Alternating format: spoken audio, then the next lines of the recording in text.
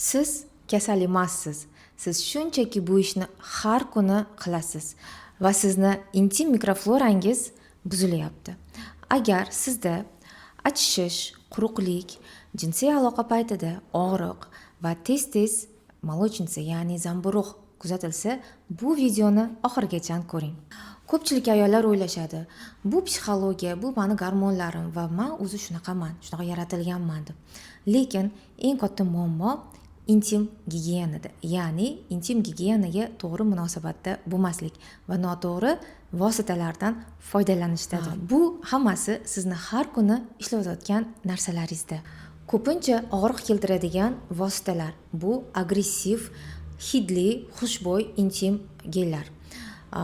Fresh yokida antiseptik vositalari, spermisidlar va lateks, ya'ni prezervativ va undan tashqari sun'iy sintetik ichki kiyim. Shu ichki kiyimni yuvadigan kukon ham, ya'ni parashok ham sabab bo'lishi mumkin.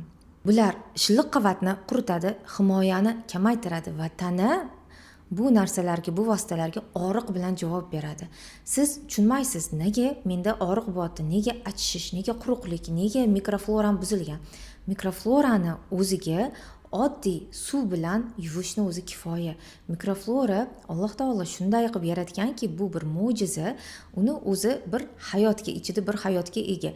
U hayotni, u mikroflorani, u sharoitni, muhitni agarda biz bilmasdan buzib qo'ysak, bir narsalar qilib, ichiga narsalar kirgizib yuvsak yoki noto'g'ri vositalardan foydalansak va oddiy havo o'tkazmaydigan kiyim, ichki kiyim kiysak, bu yerni mikroflorasi buziladi. Bunga yechim oddiy suvdan foydalanish va to'g'ri intim gel ishlatish. Agarda prezervativ, lateks yoqmaydigan bo'lsa, uni turini o'zgartirish. Sun'iy ichki kiyimlar bo'lsa, ularni barchasini tabiiy matolarga o'zgartirishni tavsiya qilamiz. Va undan tashqari ortiqcha kimyoviy narsalarni o'zingizni bытовой hayotingizdan olib tashlashingizni o'zi ham yetarli. Mana oldimga kelgan patsientlar, ya'ni ayollarga men nima tavsiya qilaman? Tabiiy, ortiqcha hidsiz, pH yozuvi bo'lgan va shu pH sredani buzmaydigan, yumshatadigan, ya'ni чувствительный, ya'ni sezuvchan terilarga ta'sir qilmaydigan yumshoq, yaxshi intim geldan foydalanishni tavsiya qilaman. Ayol kishini o'zi intim zonalari juda ham nozik bo'lgani uchun biz bu yerga faqat qo'llab-quvvatlaydigan sredstva, ya'ni vositalardan foydalanib ishlatishni bilishimiz kerak.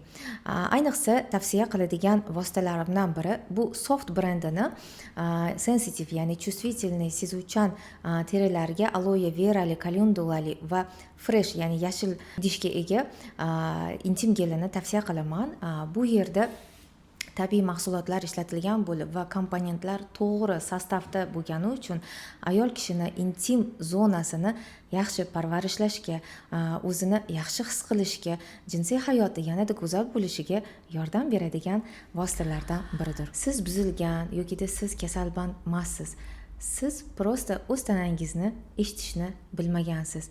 O'zingizni eshitishni o'rganing, o'zingizni bo'sh qo'ying va tanangiz, jismingiz sizga rahmat deb javob qiladi. Agarda bu video sizga qiziq bo'lsa, shunday muammosi bor tanishingizga yoki dugonangizga yuborib qo'yishni unutmang.